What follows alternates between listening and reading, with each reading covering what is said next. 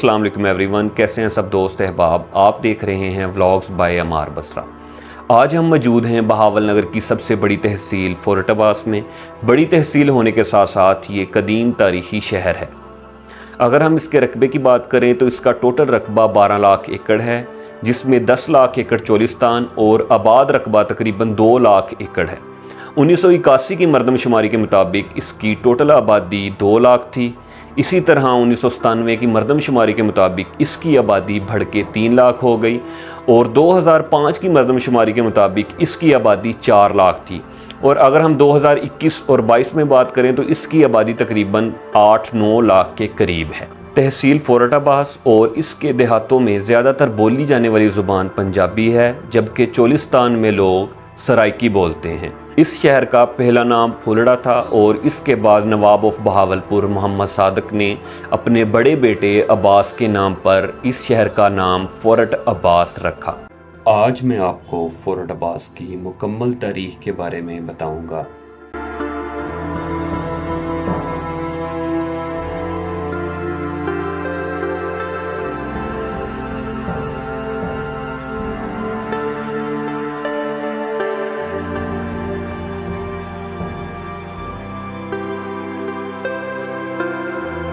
ये किला फुलड़ा है।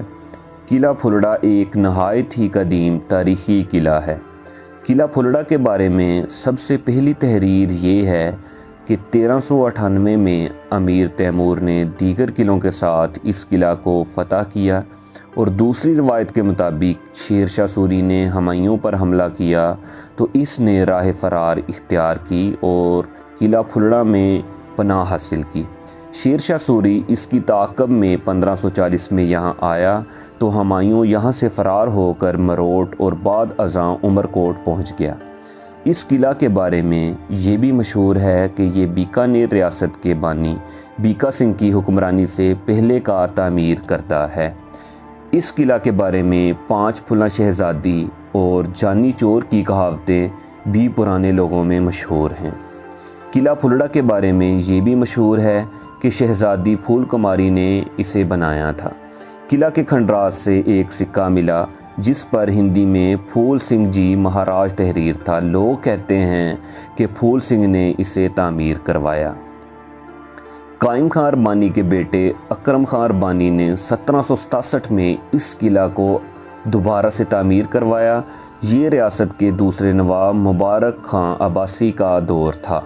इस किला की अहम बात यह है कि इसकी इमारत अंदर बाहर दोनों तरफ से पुख्ता ईंटों से बनाई गई थी।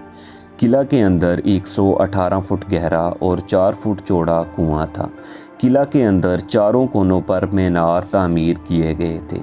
इस किले के साथ एक मीनार था जिसकी चोटी पर बिनोलों और सरसों का तेल डालकर आग रोशन की जाती थी ताकि रात को पता चल सके कि किला किस सिमत पर वाक़या है। 2 अगस्त 1992 को तकरीबन 11 बजे दिन किला की 3 मंजिला इमारत ज़बरदस्त धमाके के साथ गिर गई। किला की 3 मंजिला इमारत के गिरने से पहले दर्जन भर मर्द और औरत इसकी दीवारों से ईंटें निकालकर इसकी जड़ें खोखली कर रहे थे, क्योंकि चंद योम कबल एक शख्स को सोने का सिक्का मिला था। दर्जन भर लोग खजाने की तलाश में खुदाई कर रहे थे कि किले ने अपने बर्बाद करने वालों से ज़बरदस्त इंतकाम लिया। 3 अफराद मौका पर जाँ भाग और 4 अफराद शदीद ज़ख्मी हो गए। ये है किला फुलड़ा की कदीम तारीख़ी मस्जिद, जिसकी तामीर पक्की ईंटों से करवाई गई थी। ये मस्जिद 800-900 साल गुज़रने के बावजूद आज भी अपनी असल हालत में मौजूद है और यहाँ पर 5 वक्त की नमाज अदा की जाती है। अगर हम इस मस्जिद के दरवाज़े और इसकी छत की बात करें तो ये अभी भी अपनी असल हालत में मौजूद हैं। ये किला मीरगढ़ है जो फोरटाबास से तकरीबन 12 मील के फासले पर वाक़या है। इस किला के बुलंद बुर्ज हैं। इसको 1798 में सरदार जाम खां के फर्जंद नूर मोहम्मद खां ने तामीर कराया था। चौड़ी फसील और भारी बुर्जों में कच्ची ईंटें इस्तेमाल की गईं, जबकि बैरूनी दीवारें पुख्ता ईंटों से बनी हुई थीं। बहुत बड़ा दरवाज़ा और 7 मीनार तामीर किए गए, जिनमें एक बुर्ज पुख्ता था। اس کے 2 دروازے تھے اور اندر بڑے کمرے تھے جو کہ مسمار ہو چکے ہیں۔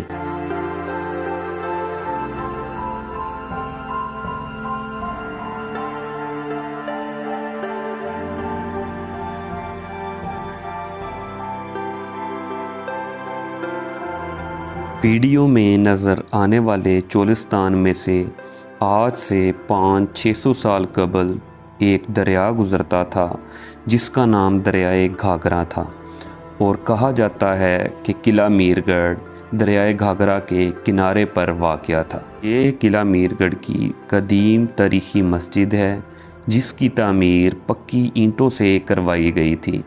یہ مسجد اتنے سال گزر جانے کے باوجود بھی اپنی اصل حالت میں موجود ہے، لیکن اس مسجد کی چھت موجود نہیں ہے۔ یہ قلعہ جام گڑھ ہے۔ یہ قلعہ 1788 میں جام خان معروفانی نے تعمیر کروایا۔ یہ قلعہ میر گڑھ اور مروٹ کے درمیان چک نمبر 303 HR کے برابر واقع ہے۔ اس کی بیرونی فصیل پختہ تھی اور اس کے چاروں کونوں پر مینار تھے۔ اقامت گاہیں تھی جو کھنڈر بن گئیں۔ جام خان کے فوت ہونے کے بعد یہ قلعہ مسمار ہونا شروع ہو گیا۔ اس قلعے کا زیر زمین پانی بہت کھاری تھا جو قلعہ کی تباہی کا سبب بنا۔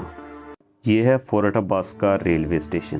فورٹ عباس ریلوے اسٹیشن 1929 میں قائم ہوا۔ 1969 تک فورٹ عباس میں آمد رفت صرف ٹرینوں کے ذریعے ہوتی تھی۔ ٹرین لوگوں سے بھری ہوتی تھی۔ لوگ کھڑے ہو کر، پائیدان پر لٹک کر اور چھتوں پر سفر کرتے تھے۔ اس وقت ٹرین دوپہر کے 2 بجے آتی اور 3 بجے واپس جاتی۔ دوسری ٹرین رات 10 بجے آتی اور صبح 4 بجے روانہ ہوتی۔ 1984 میں خسارے کے باعث رات کو آنے والی ٹرین بند کر دی گئی۔ اسی طرح 10 ستمبر 1993 کو 64 سال بعد فورٹ عباس آنے والی وہ ٹرین بھی بند کر دی گئی۔ 1969 سے قبل تمام آمد رفت ریلوے کے ذریعے ہوتی تھی۔ دکاندار حضرات اپنا سامان ٹرین کے ذریعے منگواتے تھے اور کہا جاتا ہے اس وقت ریلوے اسٹیشن ماسٹر کی شان ہی نرالی ہوا کرتی تھی۔ دکاندار حضرات اپنی دکانوں سے اٹھ کر سڑک پر آ کر انہیں جھک جھک کر سلام کرتے تھے، اور جب 1960 میں صدر پاکستان محمد ایوب خان یہاں دورہ پر آئے، لوگوں نے ان سے تیز ٹرین چلانے کا مطالبہ کیا تو صدر ایوب نے کہا، ٹرین کو تیز کرنے کی بجائے میں تمہیں سڑک کا تحفہ دیتا ہوں۔ اب ٹرین کا تم انتظار کرتے ہو، سڑک بن گئی تو گاڑیاں اتنی زیادہ چلیں گی کہ جہاں تم ٹرین کا انتظار کرتے تھے وہاں بسیں تمہارا انتظار کریں گی۔ اسی طرح پھر 10 ستمبر 1993 کو 64 سال بعد فورٹ عباس آنے والی وہ ٹرین بھی بند کر دی گئی جو اپنے ساتھ بہت زیادہ یادیں چھوڑ گئی۔ یہ گلا منڈی فورٹ عباس ہے۔ چک بندی اور مربع بندی کے بعد آباد کاروں نے زمین کو آباد کر کے فصلیں پیدا کرنا شروع کیں تو زرعی اجناس کی خرید و فروخت کے لیے منڈیوں کی بہت زیادہ ضرورت پیش آئی۔ 1927 میں جب فورٹ عباس کو تحصیل کا درجہ دیا گیا، اس وقت گلا منڈی کے قیام کا فیصلہ ہوا۔ بعض شہروں میں خود نواب بہاولپور نے پہنچ کر گلا منڈیوں کا افتتاح کیا، اور فورٹ عباس میں 1932 میں دکانوں کی تعمیر شروع ہوئی اور تقریباً تمام دکانیں مکمل ہو گئیں۔ صرف چند دکانیں ایسی تھیں جن کی تعمیر باقی تھی، اور کہا جاتا ہے 1965 تک تمام دکانوں کی تعمیر مکمل ہو چکی تھی۔ یہ گلا منڈی تاریخی لحاظ سے بہت زیادہ اہمیت کی حامل ہے۔ شروع میں یہاں صرف 2 دکانیں مسلمانوں کی اور باقی ساری دکانیں ہندوؤں اور سکھوں کی ہوا کرتی تھیں۔ سامنے ویڈیو میں نظر آنے والی عمارت ہندوؤں کے وقت کی ہے جو 1935 میں تعمیر ہوئی۔ یہ عمارت 20ویں صدی کے اوائل کے طرز تعمیر کا ایک عظیم الشان شاہکار ہے۔ عمارت کے اندر روشنی اور ہوا کا خاطر خواہ انتظام موجود تھا۔ موسم اور حالات کی ستم ظریفی کو جھیلتی اور برداشت کرتی ہوئی یہ عمارت آج بھی کسی قدردان کی منتظر ہے۔ عمارت پر موجود ہیر رانجھا کی تصویر سے اندازہ لگایا جا سکتا ہے کہ شاید یہ عمارت کسی پریمی نے تعمیر کروائی تھی۔ یہ چولستان ہے جسے روہی بھی کہا جاتا ہے۔ 1921 से कबल तमाम फोर्ट अब्बास का इलाका हज़ारों साल तक चोलिस्तान का हिस्सा रहा। आज यहाँ बड़े छोटे गांव और देहात मौजूद हैं, जहाँ नहरी निज़ाम के अजरा से कबल बंजर ज़मीन, रेत के बड़े बड़े टीले और सैकड़ों टोबा जात थे। चोलिस्तान में बारिशें बहुत कम होती हैं। अगर ज़्यादा अरसे तक बारिश ना बरसे तो कहत का सामना करना पड़ता है, जिससे जानवर मरने लगते हैं और खुश्क साली से तंग आकर चोलिस्तान के लोग आबादियों का रुख करते हैं। बारिशें होती हैं तो हर तरफ सब्ज़ा उग आता है और पानी टोबों में जमा हो जाता है। यूं सहरा बारिशों के बाद निखरा निखरा और हरा भरा नज़र आता है। सहरा के लोग गाय, भैंस, भेड़, बकरियां पालते हैं और सहरा में चरने वाली गाय के गले में बांधी गई छोटी बड़ी घंटियां अजीब मौसीकी का समा पैदा करती हैं।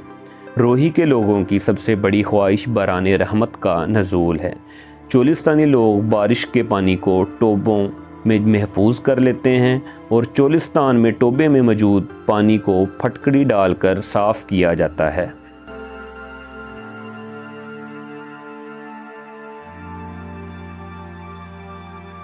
चोलिस्तानी लोग रोही के चप्पा चप्पा से वाकिफ़ हैं और अपने घर पहुंचने में किसी मुश्किल का सामना नहीं करना पड़ता। इसी तरह चोलिस्तानियों के मवेशी खुद ब खुद सहरा में फिरते हैं और शाम ढलने पर अपने घर वापस पहुंच जाते हैं। लेकिन चोलिस्तान में ज़िंदगी बहुत मुश्किल है। चोलिस्तान में इंसान और इसके पालतू मवेशी एक ही टोबे से पानी पीते हैं और दीगर जंगली जानवर भी इसी टोबे से अपनी प्यास बुझाते हैं।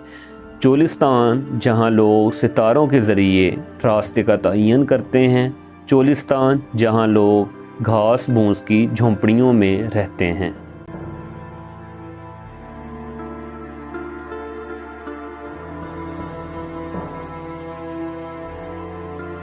अगर हम चोलिस्तानी गाय की बात करें तो दुनिया के किसी खित्ते की गायें चोलिस्तानी गाय से मुकाबला नहीं कर सकती। गर्मियों में सख्त गर्मी और सर्दियों में सख्त सर्दी के मौसम का मुकाबला सिर्फ चोलिस्तानी गाय ही कर सकती है, क्योंकि ये गाय सारा दिन चोलिस्तान में चरती है और जड़ी बूटियाँ खाती है, जिसकी वजह से चोलिस्तानी गाय के दूध में कुदरती जड़ी बूटियों का असर और खुशबू पाई जाती है। इसका दूध और घी ग़िज़ाइयत और लज़्ज़त के एतबार से बहुत उम्दा है।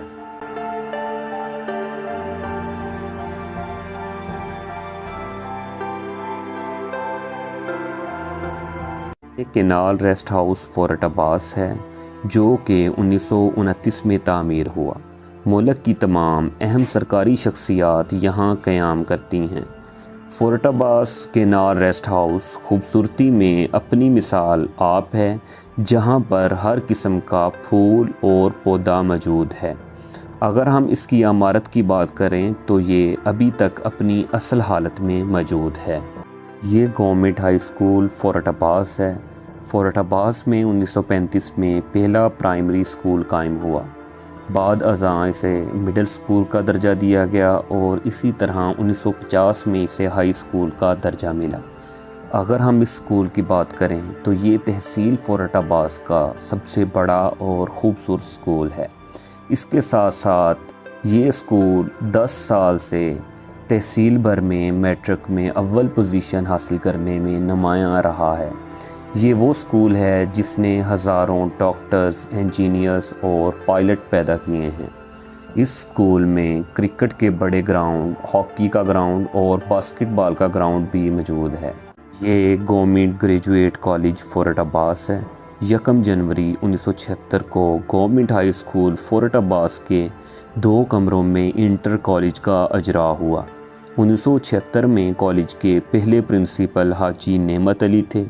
1994 में डिग्री क्लासों की मंजूरी हुई, लेकिन इस पर अमल दरामद ना हो सका। इसी तरह 1999 में मुकामी तौर पर बॉयज़ और गर्ल्स कॉलेजेस को डिग्री का दर्जा दे दिया गया। इसी तरह government boys inter college fort Abbas को 2020 में गवर्नमेंट ग्रेजुएट कॉलेज का दर्जा मिला। ये कॉलेज खूबसूरती में अपनी मिसाल आप है। جہاں پر رگبی کا بہت خوبصورت اسٹیڈیم بھی موجود ہے۔ اس کالج نے ہزاروں ڈاکٹرز، انجینئرز اور پائلٹ پیدا کیے ہیں۔ اس کالج کے موجودہ پرنسپل سر ماجد علی ماجد ہیں۔ یہ تحصیل ہیڈ کوارٹر ہسپتال فورٹ عباس ہے۔ فورٹ عباس میں 1932 میں سب سے پہلے ایک ڈسپنسری بنائی گئی۔ 1940 میں اسے سول ہسپتال کا درجہ دیا گیا اور عمارت تعمیر کی گئی۔ پہلی عمارت میں صرف 4 بستر تھے، بعد ازاں 12 بستروں پر مشتمل زنانہ اور مردانہ وارڈ بنائے گئے۔ اسی طرح 1972 میں تحصیل ہیڈ کوارٹر ہسپتال کا درجہ ملنے پر یہاں شعبہ بیرونی مریضاں اور اندرونی مریضاں علیحدہ علیحدہ بنائے گئے۔ لیبارٹری اور آپریشن تھیٹر بنایا گیا اور شام کی شفٹ میں بھی ڈاکٹروں کی ڈیوٹی لگائی گئی۔ اسی طرح 1979 میں چند مہلک بیماریوں سے بچاؤ کے لیے EPI سینٹر بھی کھولا گیا۔ یہ ریسکیو 1122 فورٹ عباس ہے۔ یہ ادارہ فورٹ عباس میں 2017 میں منظور ہوا۔ آغاز میں یہ ادارہ ایک یونٹ کی صورت میں اپنی خدمات سر انجام دیتا رہا۔ اگست 2022 میں ریسکیو 1122 کی عمارت مکمل ہوئی تو یہ اپنی بلڈنگ میں شفٹ ہو گیا۔ ریسکیو 1122 فورٹ عباس کے پاس 4 ایمبولینس، 1 فائر بریگیڈ اور 26 جوان موجود ہیں جو ہر وقت کسی بھی ایمرجنسی سے نمٹنے کے لیے تیار رہتے ہیں۔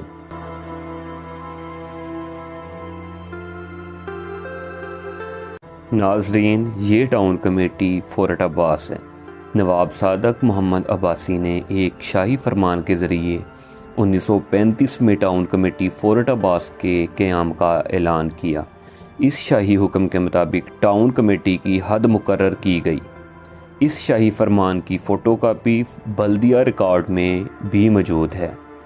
دفتر بلدیہ فورٹ عباس پہلے چوک فوارہ میں کرائے کی دکان میں کام کرتا رہا۔ 1959 میں بلدیہ کی موجودہ بلڈنگ تعمیر کی گئی۔ بلدیہ کی بلڈنگ کے لیے فالتو اراضی تھانہ فورٹ عباس کے قبضے سے چھڑوانے کے لیے بہت زیادہ جدوجہد کی گئی۔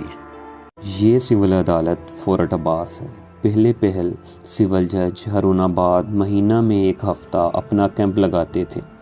بار ایسوسی ایشن فورٹ عباس کی کوششوں سے اور چیئرمین بلدیہ صوفی بشیر کی اس یقین دہانی کے بعد کہ جج کی عدالت اور رہائش کے لیے جگہ فراہم کی جائے گی، chief justice Lahore high court نے فورٹ عباس میں سول جج کا مستقل تقرر کر دیا۔ 1987 میں غلام سرور پہلے سول جج تھے جو یہاں تشریف لائے۔ 2004 میں سول جج عدالت کی نئی عمارت کی تعمیر مکمل ہوئی اور سول عدالت نئی عمارت میں منتقل ہو گئی۔ ناظرین، یہ ہے پاک انڈیا بارڈر اور ہم پاک انڈیا بارڈر کی 0 لائن پر موجود ہیں اور 0 لائن کے اس طرف انڈیا کا پہلا شہر انوپ گڑھ ہے۔